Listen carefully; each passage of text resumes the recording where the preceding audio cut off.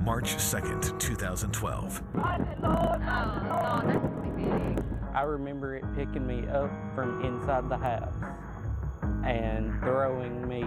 People tossed, buildings flattened, history rewritten. For people here in Morgan County, what's happened tonight is truly unimaginable. Door blowed off and then I went free. A night many spent thinking the exact same thing. Is this how I'm going to die? Is this how I'm going to die? 1 year later, we remember.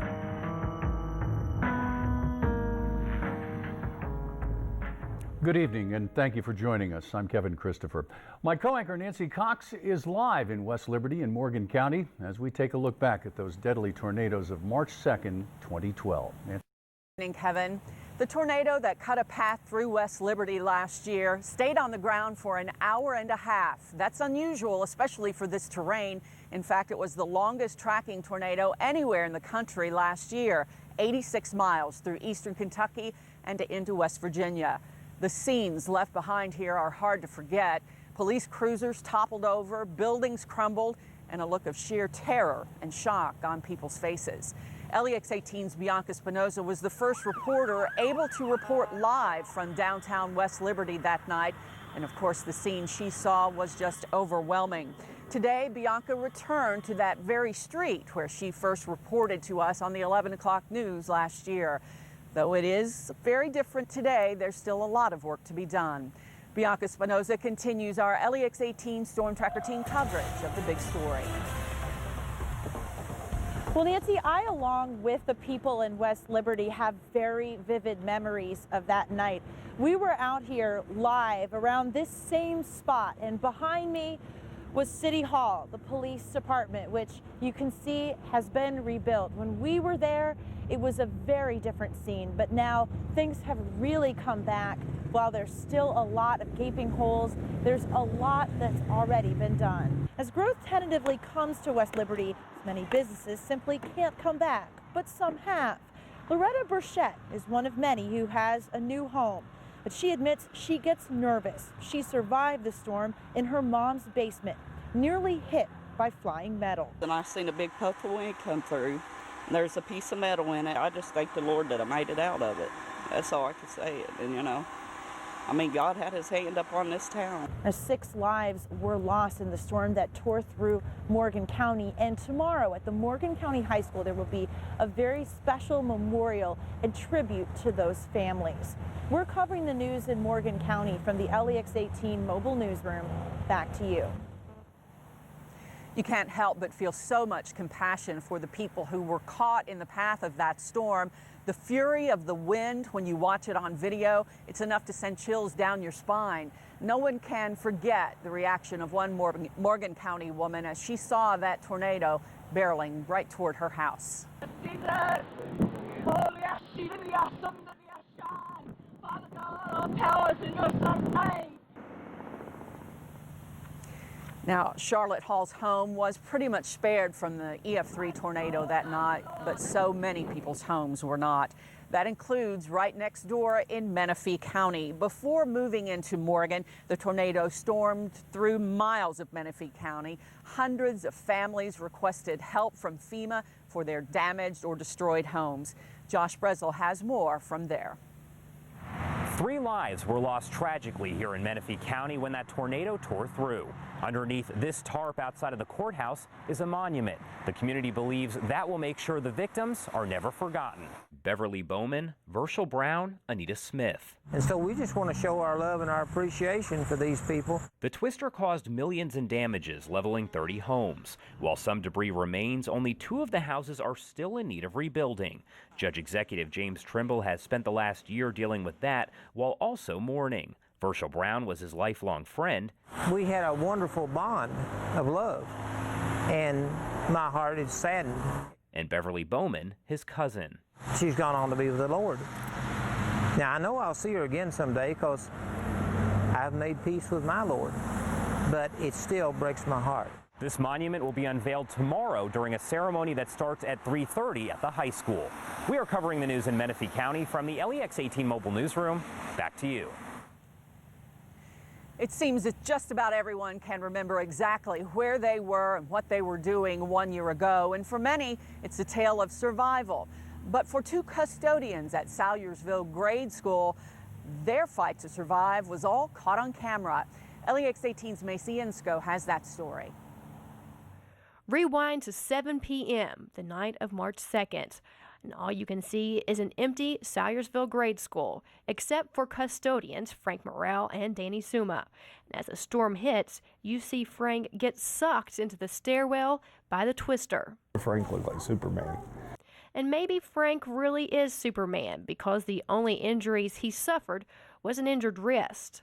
Every time, that video is seen by someone, the first comment is, wow, how did he not get hurt any worse? Or if that stairs wasn't there, it could have sucked him out that back door. And, it's really just hard to watch that video. But even though it's difficult to watch, today has been a day of thanks for the thousands of lives spared. Covering the news in Magoffin County, Maisie Insko, WLEX-18 News.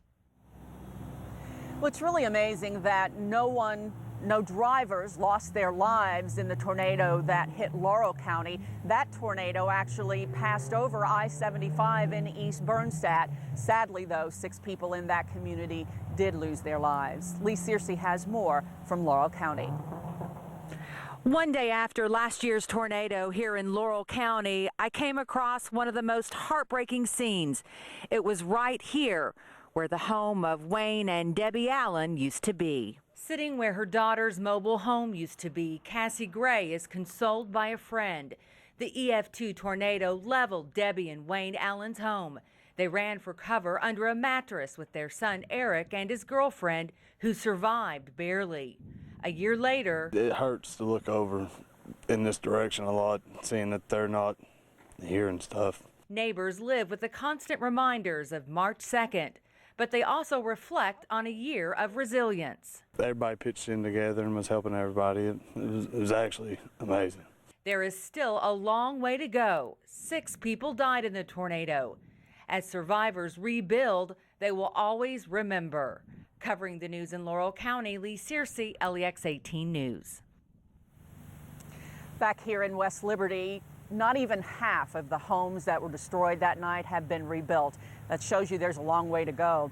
Governor Beshear last year called this the worst disaster he had ever seen.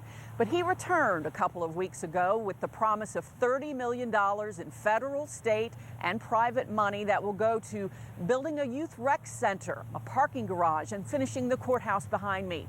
So there is a lot to look forward to for the people of Morgan County as they press forward. Stay with WLEX-18 throughout the evening and into the weekend as we continue to mark the solemn anniversary. We're covering the news live from Morgan County from the WLEX-18 mobile newsroom. Back to you.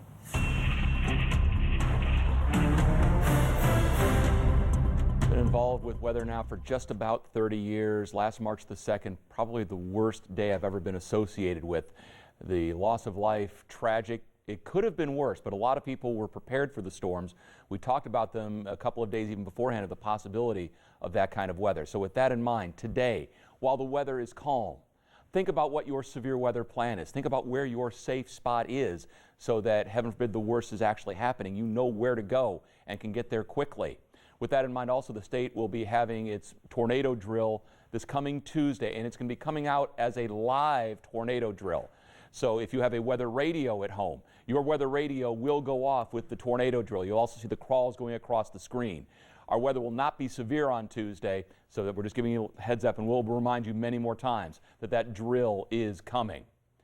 When we were looking at the storms back on March the 2nd of last year, 5:54, what is an absolutely perfect hook echo, a supercell thunderstorm, was bearing down on West Liberty. That's the scene from 5:54.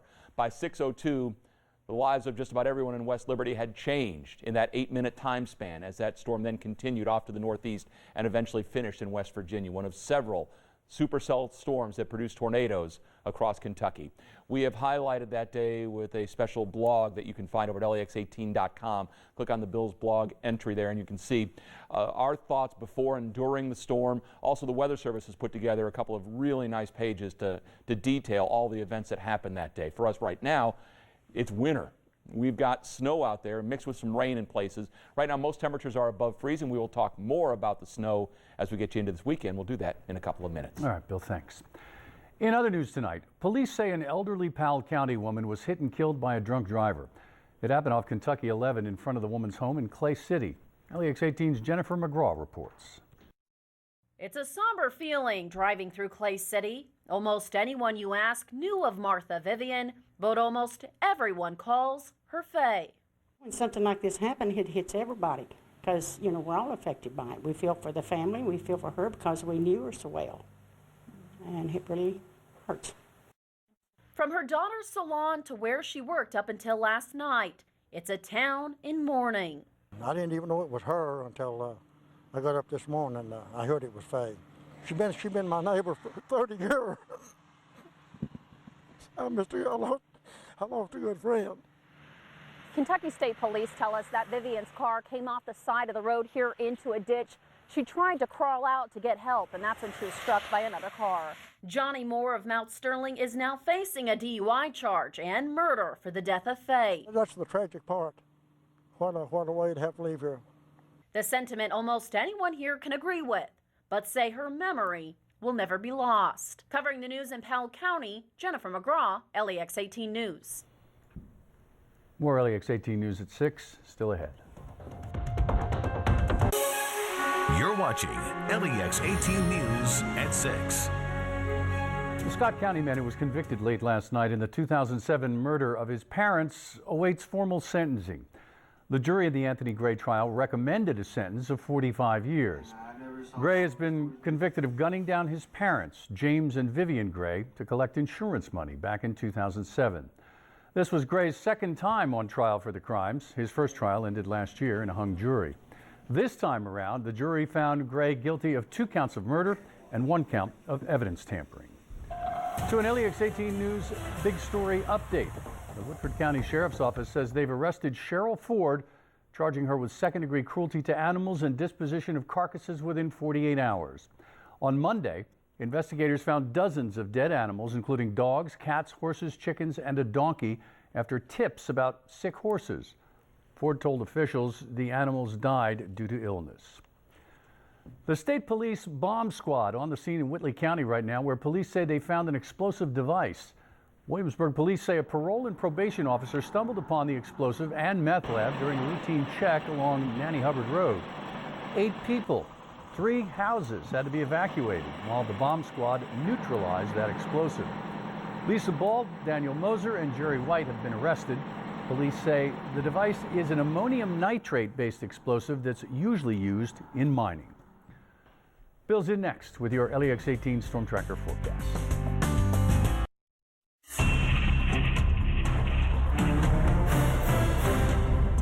Well, if you're looking for the good part of cold weather is you don't get severe weather. So there is your silver lining on a day that has been dreary. It has been gloomy. The snow has been flying, and it's been snowing most of the day in Lexington, and it has amounted to, well, actually less than that. It's amounted to just water.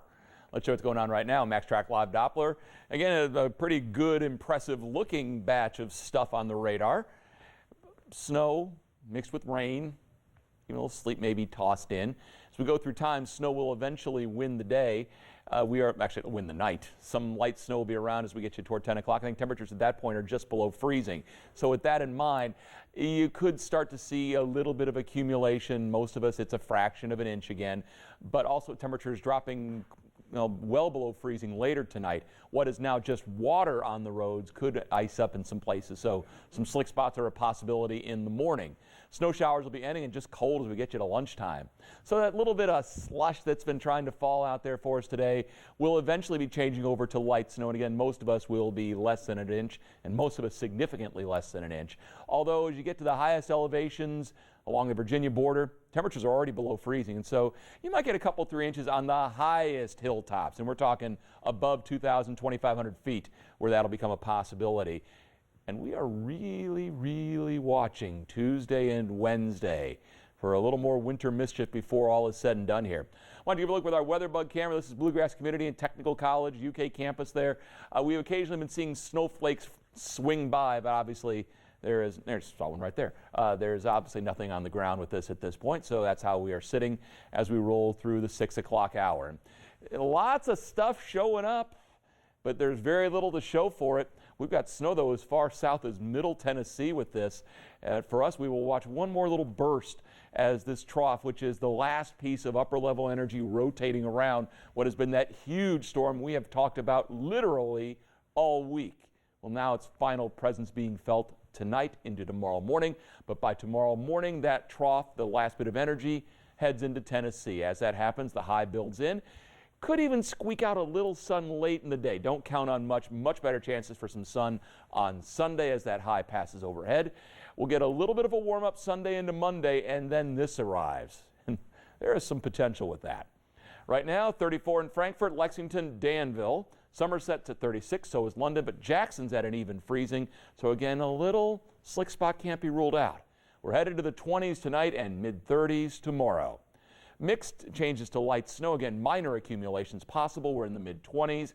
Tomorrow the snow showers end. You may squeak a little sunshine out. We're in the mid-30s, and it's near 40 on Sunday. Should be into the 40s barely on Monday with rain arriving. That should change over to snow by Tuesday and Wednesday. Like I said, we've talked about that snow all week. Yep. So we'll continue to talk about it because it does have some potential. We'll see what happens if and when it gets here. Yeah. Thanks, Bill. The Cats are headed to one of the toughest places they've played all season. Arkansas hasn't lost an SEC game at home. Mary Jo Perino's live at Fan Outfitters with more about a tough assignment. It's MJ? also a homecoming for Archie Goodwin, Kevin, and Cal says it won't be easy on him. More on that coming up next in LEX-18 Sports. Welcome back out here live at Fan Outfitters in Palomar Center. How many times this year have we heard Cal say, this team needs to get tougher? When we talk about the change in Kentucky and if they have become tougher, tomorrow's test is going to be about as rough and tough as it gets at Arkansas. Alan Cutler has more. There are a couple things that really stick out about playing Arkansas. One, they're great at home. They don't lose. They haven't in conference play. And two, Archie, he's going home. There'll be family, there'll be friends, and lots of extra emotion. Cal has told Archie to keep his head focused on the team. Great advice, but it's much easier said than done. It'll be tough.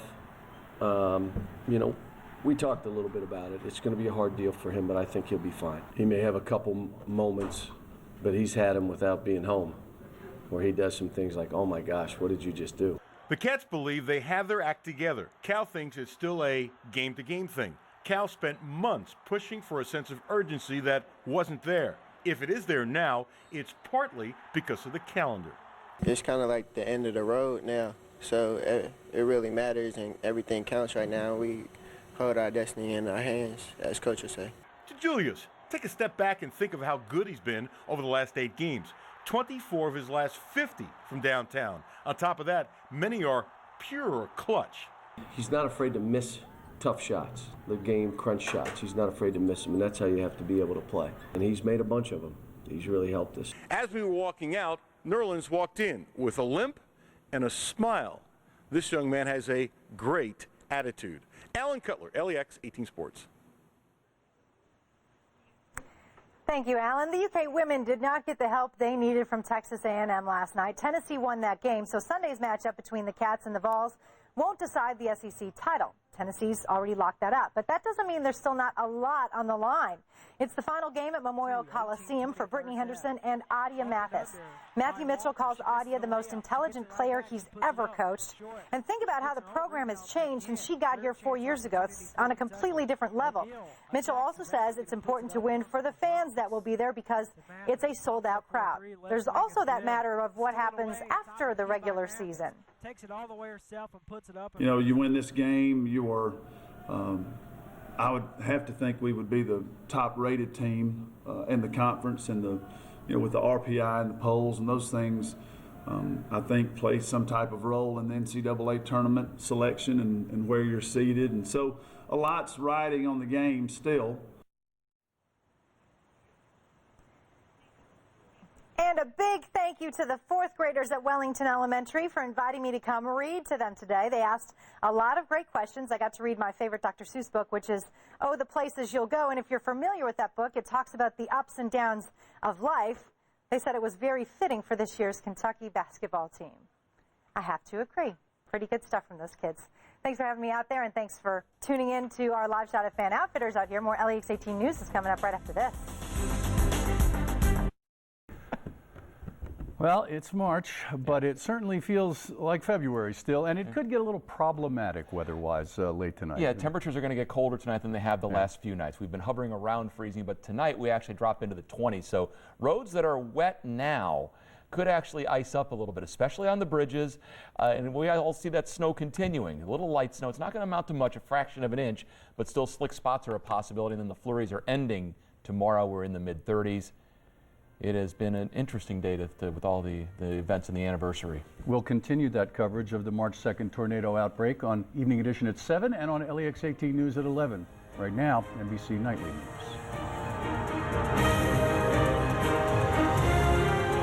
Count on LEX18.com for the latest news.